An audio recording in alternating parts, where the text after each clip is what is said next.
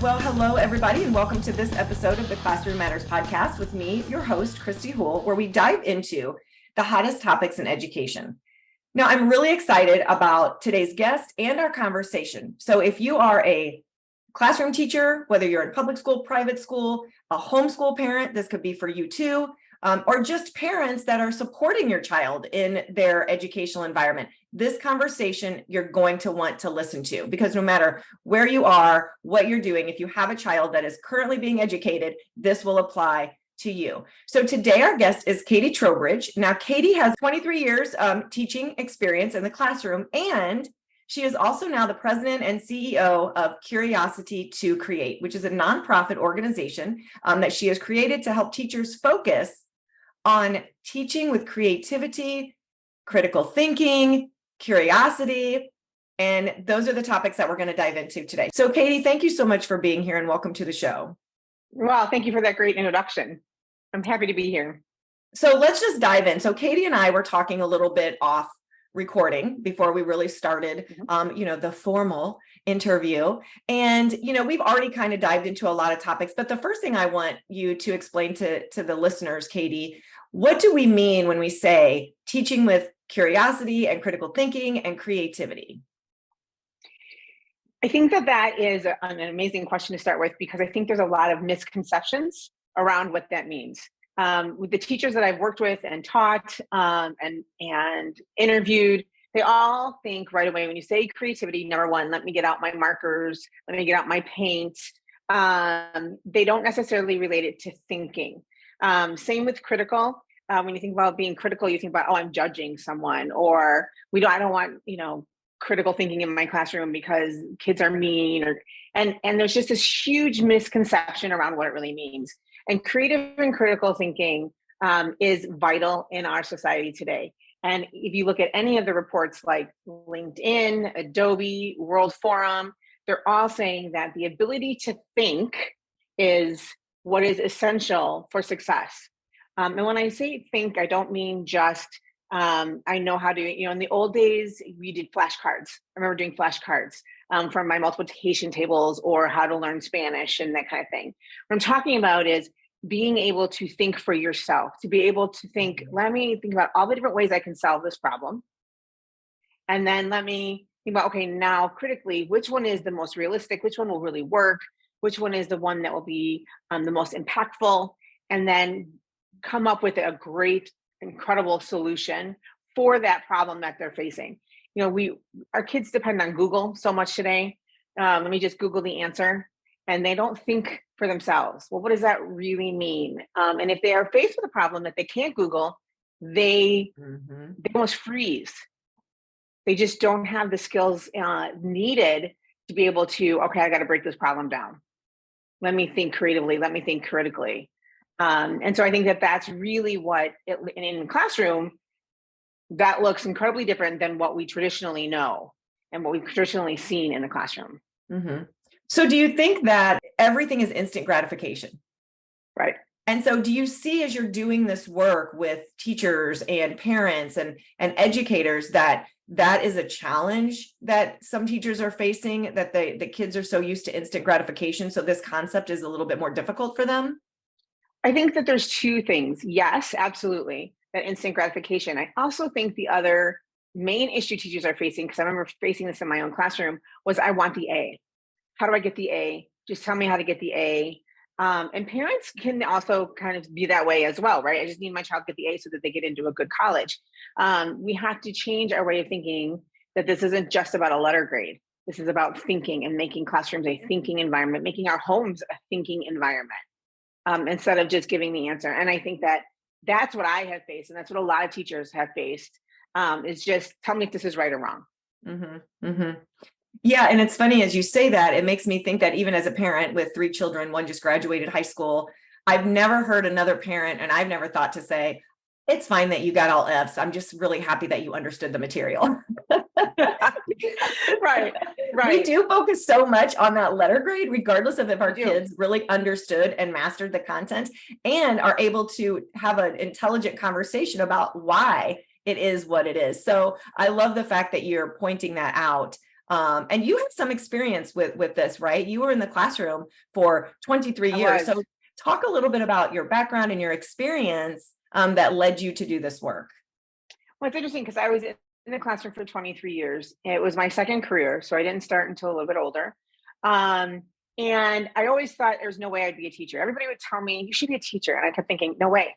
I am not going to take my love for reading and writing and be in front of 30 bratty kids. I mean, I was just so against education until I realized, oh, wait, maybe all those people who told me I'd be a good educator were right.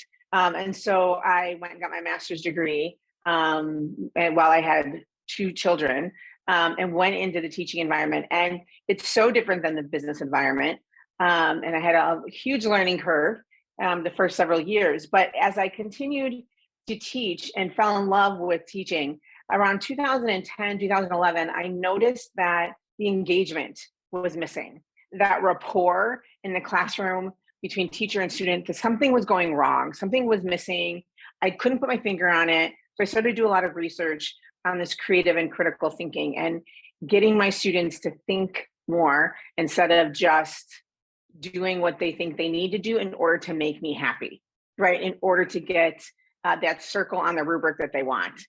And so I started experimenting a little bit in my classroom, and I was very fortunate to work with a school that allowed me to do that and encouraged me to do that, and started trying different things like adding choice, adding a lot of feedback so that there was no grade attached, allowing there to be times where kids can try something new without a consequence. So they could take those risks that were needed, but I wasn't putting them in the grade book. They weren't seeing an F, even if they did fail. It was more of me high-fiving them. Hey, nice try. Let's do it again. Let's try something different. And so I noticed that as I tried to put all of these kinds of different activities, different ways of thinking, that my class was becoming engaged again. I was having students who were looking forward to coming to class. I had students who were trying something new, who were coming up to me and saying, I just had this idea. Do you think I can try it? Absolutely. And so I saw also that my role as a teacher became more of a facilitator and a guide than it was, the sage on the stage and me talking and lecturing. It became much more of this interactive, very engaging classroom for myself and my students. Mm-hmm. Yeah. Do you feel that with everything that you just mentioned and that you talked about, teachers having to give up, I'm going to say the word, control? Yeah. I know, and I was a teacher as well. I was a teacher, a principal, so I had it too. Right. And we were in control. We're the teachers. Yep. You do you do the work. You memorize the multiplication facts. You memorize the dates in history. It doesn't matter why the Vietnam War was fought. You just need to know when, who, where, and put that on the test, right? Exactly. And a lot of that is about control, because that is how, and that's not a bad indication of teachers at all. Right. It's how we were taught to teach. And so talk a little bit about what you see in the work that you do with teachers, as probably especially veteran teachers, having to relinquish that control to be able to infuse critical thinking and collaboration and creativity and curiosity in their day-to-day instruction. And I would say that is the number one pushback that I get from teachers, is then I would lose control. Mm-hmm. My classroom will be chaotic. And I keep saying to them, absolutely, that's great. You control chaos. There is a point where you can do that. And having a controlled, chaotic classroom actually is a really good thing. And I think that it's a fear, right, for teachers, as far as, well, what if, and looking at that what if, because that's what we know and that's who we are. This is an environment that I can control in my classroom, and I need to make sure I can control it. The problem is that then that sense of creativity and critical thinking flies out the window, because there's no what if, or what about, or why. And I think that can frighten some teachers, because sometimes as a teacher, in my classroom especially, they might ask me a question, I don't know the answer, right? And for some of us, we have to be vulnerable And we have to be open with the fact of, you know what, that's an amazing question. I don't know. Let's figure it out together. There is a point of, I think, vulnerability for teachers as well of, you know what, I failed. I messed this up. I'm really sorry. And that's hard for us as teachers because we're supposed to be the ones who know it all, but that's impossible. It's too much pressure on us. That really our role is to guide our students into being able to think and dig and ask that, like the example about the Vietnam War. Why did the Vietnam War happen? What took place? Great, but why? And what if we would have made a different decision? What would that have looked like? What a great conversation to have in a history classroom. Yeah. So you're mentioning something, and it's going to be a really good segue into my next question. I know that especially classroom teachers that are listening, because, on average, they could have anywhere from 20 to, and I hate to say this, but it's true, in some classrooms, 27, 28 kids. And, absolutely. And in their mind, they're thinking, okay, yeah, this sounds great in theory. This sounds great. And, pie in the sky. And it sounds wonderful. But I have a lot of curriculum to teach. And how in the world am I supposed to now use all these new methods to, on top of what I'm already doing? And so I love your example of how you can still teach the curriculum, how you can still have students master the content, but you're just teaching it in a different manner. And so your Vietnam example was great. So can you tell our listeners a little bit, give them some solid examples on, you're not doing anything extra. Because I know we put a lot of extra things on teachers, are like, oh, one more thing. It's really, truly not. It's just infusing this within what you're currently doing. So talk a little bit about that. Absolutely. And I think that that's one of the other big fears, right? Is you look at a lot, and as you said, you were a teacher as well. Remember that first day of school in August or September, and the principal stands there and says, we have a new initiative. And you're like, we didn't finish the last initiative. And now we have a new initiative. And that's why I always say when I work with teachers, this is not something new. This is not a binder that I'm going to give you. And here are the 20 steps you need to take. And a lot of times teachers automatically think too, is I take 15 minutes out of my day or 20 minutes out of my day to teach creative and critical thinking. That's not, you could do that if you wanted to, right? But that's not the most impactful, effective way to do it. It's, as you said, infusing your curriculum. So for example, I was an English teacher for years, and the research paper is a staple, right? It's in Common Core standards. Everybody has to do a research paper, even 4th, 5th grade. And it's that times, give me what is an orca whale and how do they live, that kind of research. And what I wanted to do and what I started to do is transform that research paper into a video essay. So we wanted to make it relevant for our students. And I really wanted them to do something that would be applicable in their lives, relevant and meaning. That those two words, relevant and meaningful, are so important. And so I changed the research paper. I still met all my standards. I still met the research standard. I still met the reading standards, the writing standards. I met every single standard. But instead of the typical, 7 to 8 page research paper, my students wrote a script. They looked at what is it that a teenager today needs to be successful. So I got a little bit of SEL in there. Most of them created either a podcast like this, a video essay where they were showing data, they were talking, they would have images that would come in and out. I had students over and over again tell me how much they learned, not just about the editing, because that's what you'd be really careful of. Sometimes that creative teaching and creative learning gets skewed too much. And so it's, that was fun, but they didn't learn anything, right? So you don't want a student to walk out and go, well, I learned how to edit a video. But you want them to really learn. I learned my audience was teenagers. I learned that in order to be a successful teenager, I really need, students need, let's just say, creativity. Here's how they get creativity in their lives. And they did a whole video that other students watched and gave feedback on. And so I think, again, I didn't change my standards. I still met my curriculum targets, but I did it in a creative and critical way. So that's just that's one example. There's so many. I have a math example of a teacher who needed to teach a formula. And so she put the kids in groups and she gave each one of the students a different math problem. And together They each had to individually figure out the math problem. Then they had to add up the sum of all of the answers and run over to her desk and see if they got the right answer. And if it wasn't the right answer, they have to run back to their team and say, oh, somebody made a mistake somewhere in this. We've got to help each other. We got to figure out where the mistake is. So they get the sum again, run back. And so what the teacher's doing is sitting and watching and helping, but the kids are doing all the work. And they were having so much fun because they saw it as a competition to beat the other groups.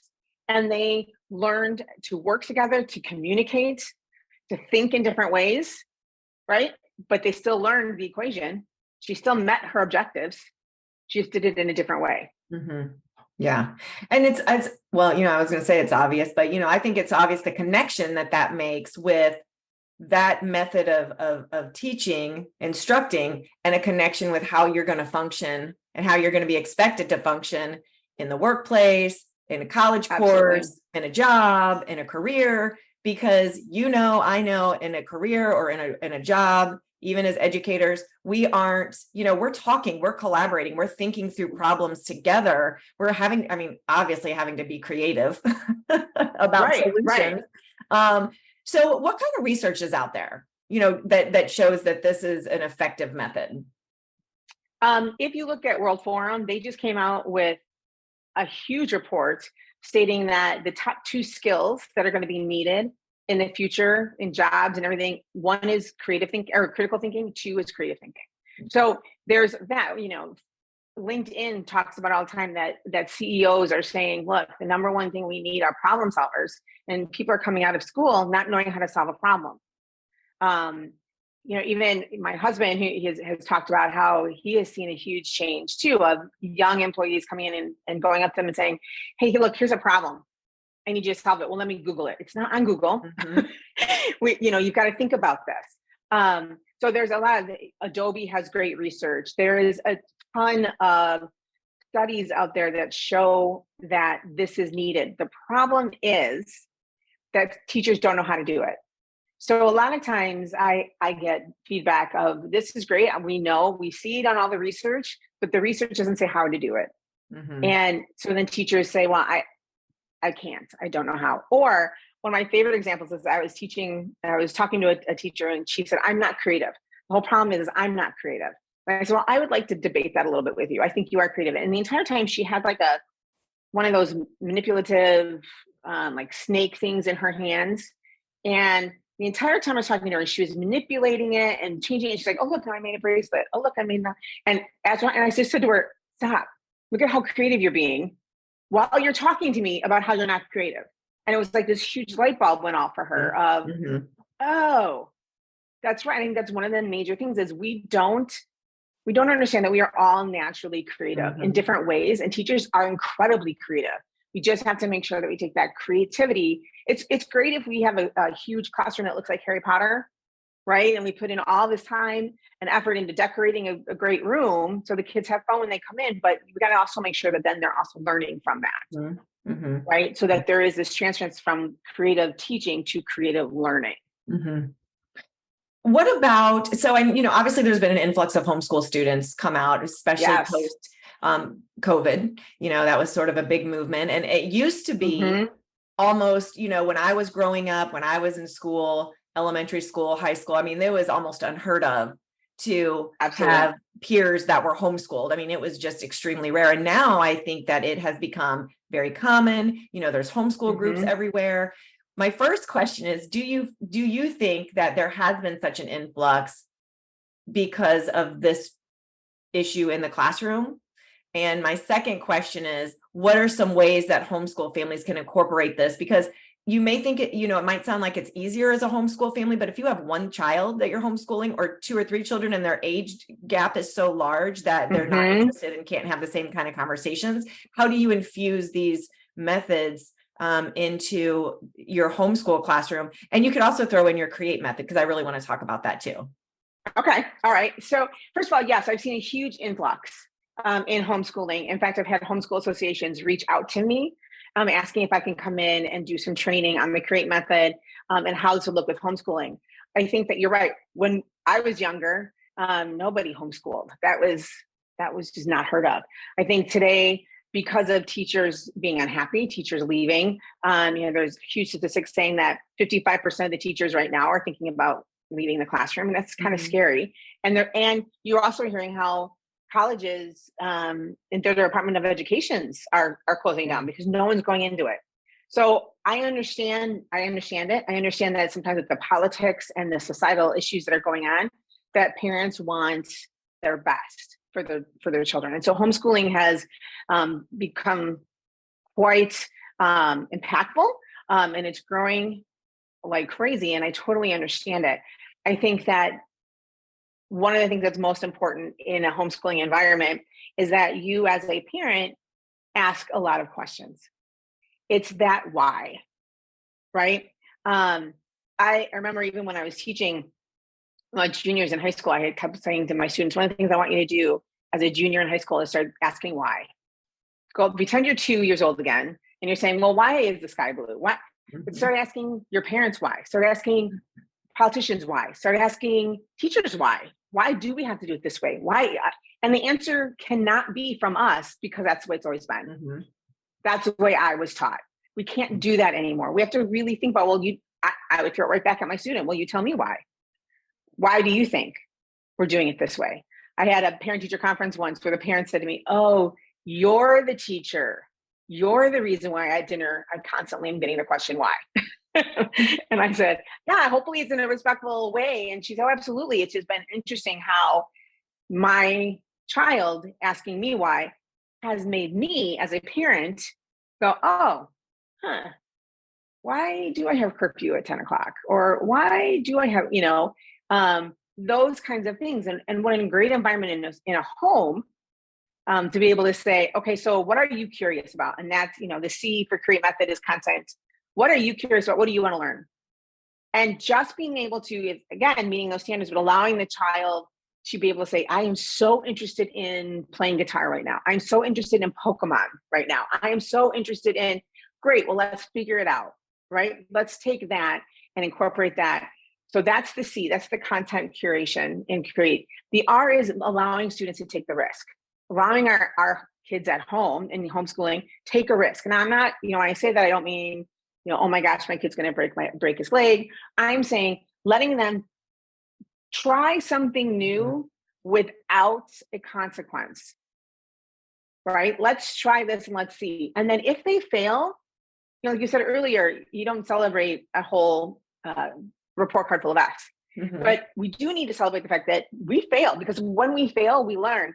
But right now in society, that word fail just has so many negative connotations. You're not allowed to fail. You can't fail. And at home, at homeschooling and in our classrooms, we need to say, you know what, that's okay. Nice try. It's okay that you failed. Let's figure out what we can do. And again, no consequences, right? Just celebrating it instead.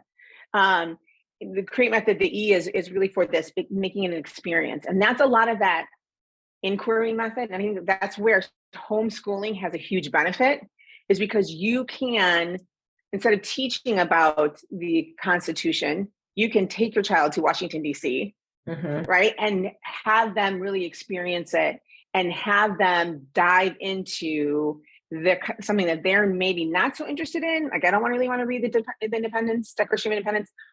But you go to the Smithsonian, that's something incredible to be able to do, right? That's an experience. And that's where homeschooling can incorporate them. I talked to one family, since they both are remote, both parents are remote, they travel all the time in a big van, and they drive their kids all around so that they have that experience.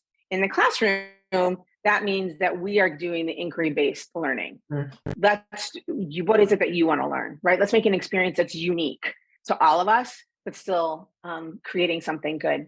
A is for attitude.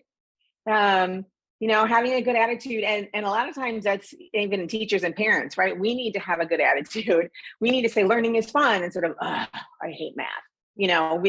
Having a good positive attitude towards taking risks, towards what we're doing, can change everything. And I'm sure you've heard of the growth mindset, things like that. But it really is this positive attitude of, I can overcome this. I can solve this problem. I just need to figure it out. The T is team. And that's where I love the homeschool associations, because that is where, hey, look, as a team, we're coming together, we're going to work together. One of the things that, again, World Forum and the research is saying, people don't know how to collaborate. People don't know how to communicate. We're stuck on our phones. We're on Zoom or whatever. So when it comes to sitting down and working together to solve a problem, students don't know how to do that, or they're judging other people. Like, oh, that was such a stupid idea. Why would we do? Having and the homeschool associations really help that, because then kids are coming together, parents are coming together saying, I'm having this problem teaching this algebraic equation. And then other parents going, oh, well, I tried this or I tried that. That's why I think having a network is so important. We have a creative thinking network that we have online that is for that purpose. So teachers can go in, parents can go in and say, man, I am struggling with this. Can you help me here? And have lesson plans. And I think sharing, I always talk about the power of sharing, right? If teachers come together and work together instead of holding back their ideas of, this is my idea, you're not going to get it. There's such power in that when we work together, right? Parents working together we don't have to agree on everything. We just need to agree that what's best for our kid is that they learn and they think for themselves. And then the E is the last E is the big thing that, again, when we talked about earlier, how do you evaluate this? We are so data driven in our society and in our education systems.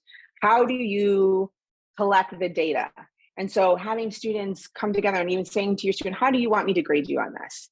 What does this look like? If your success in this, what does that A look like to you? And being able to collect the data and looking at before and after. Here's what we were like in September. Here's what we're like in May. And here's how my student now can, or my child can, problem. I think that's the CREATE method, but that works with anything. Even at home with my grandchildren, I will say, well, my grandchildren who are 4 and 6, why? Well, okay, so you're having this problem, you guys aren't getting along. What can you do to fix it? Instead of me saying, stop it, here's what you need to do. You need to do this, but let them figure that out. And if it's a wild and crazy idea, great, let's try and see what happens. Yeah, because parents can still use this method even if their children aren't getting it at school, right? And I was thinking about that as you're talking, like you have kiddos that are, and this spans, and I want to make sure and make that clear too. And I'm sure that just through the conversation, our listeners have picked up on that. This is kindergarten through seniors in high school. Like this method and this way of instructing and teaching and helping students grow can be done with 3-year-olds and 20-year-olds, right? So that's, I want to make that clear. We're not focusing on a certain grade level or a certain group of children. But, I'm sure there are parents that are listening and they're thinking, you know what, Katie, that sounds great. I really wish that my son or daughter's teacher did that, or school, but it's a lot of memorization. It's a lot of facts. And I just feel like I have no control over how they're learning in school. Complaining doesn't do any good, getting the teacher's going to teach the way they want to teach, but parents can still support their children when they see the packets come home, when they see the homework come home, and they say, oh, this is what you're working on this week. And they see the list of memorization that their child is doing for the teacher. Parents can still have those critical thinking conversations with their kids at dinner and really try to support them, even if they're not getting it in the classroom. Right. And how incredible, what a great relationship building process that is for the parent and the child. And I will tell you that a lot of times our referrals for will you come in and help our school or help our teachers come from parents who send our website or our information and say, maybe for professional development, or, this teacher could really use some coaching in.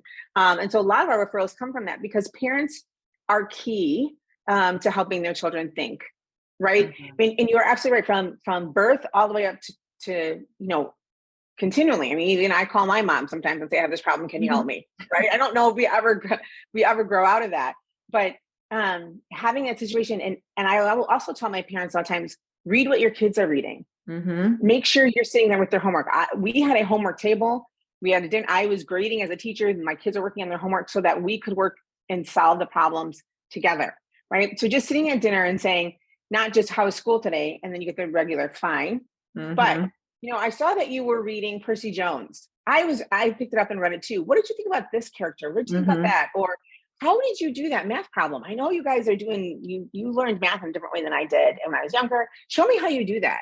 Well, why do you do that? Just being interested and making your children curious. I love asking the question to my kids of like, so what are you into right now? What's your favorite movie right now? Well, why? What a great conversation at dinner table. But now you're getting to see what they're curious about. My 4-year-old grandson loves Pokemon. My 6-year-old grandson loves baseball.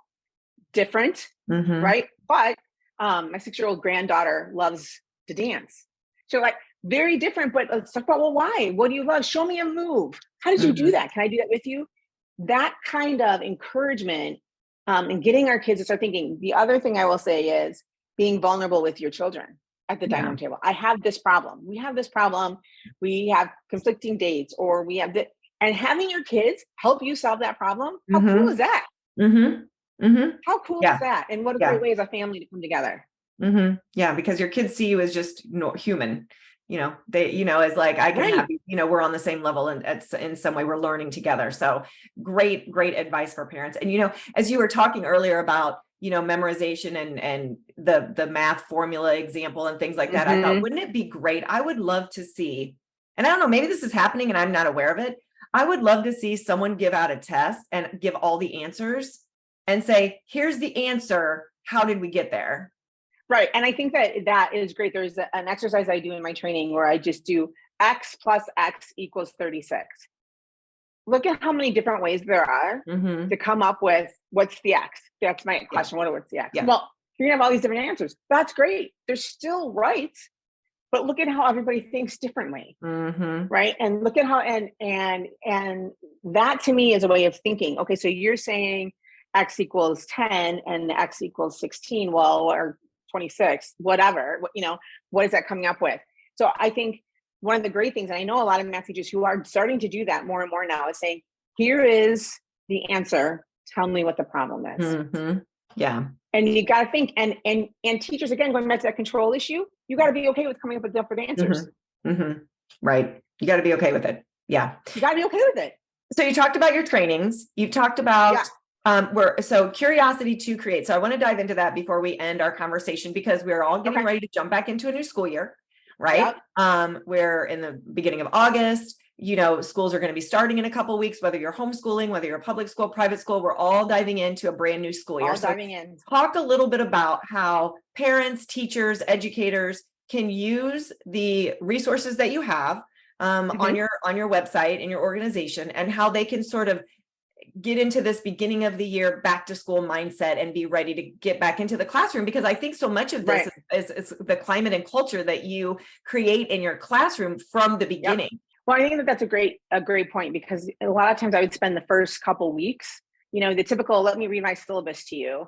Here are the supplies. But I would spend the first couple weeks just doing activities, which you can find on Curiosity to Create or the Creative Thinking Network, just getting kids to have fun, to get to know each other. Because one of the key things is, if you are going to create an environment where kids feel safe taking risks, you have to make sure that you are building that rapport with your students so that they know what's acceptable, what's not acceptable. It's not acceptable to say, that was this really stupid idea.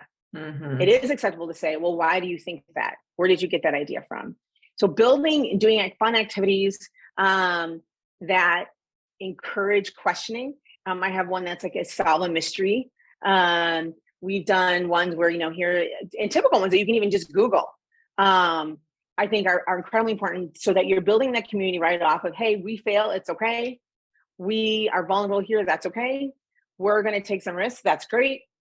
So that's right off the bat. And again, like you said, you can do this whenever. Sometimes every quarter, I would do some of these activities that had nothing really to do with my content, but just to build that rapport. And then it was a matter of then showing them how to use that. One of my favorite activities is a questioning activity that I use, and teachers, I've gone through with hundreds of teachers, and they love the idea that you look at something from a different perspective. You look at the questioning as a team, as a group. We do this, and it's on something very generic, like Jesse is failing English, or Chicago Cubs are better than the White Sox. That gets students that they really care about, and just asking questions to each other. Well, why? How do you know that? Well, what about this team player? Well, what about that team player? Or something that will grab their attention and get them thinking. So then we go, remember we did that questioning activity? Now we're going to do it on this short story. Now we're going to do it on this, reading of a history document. Now, again, it's just getting kids thinking, having fun those first couple of weeks. When you're teaching them how to think critically and creatively, they just don't realize it yet. Yeah.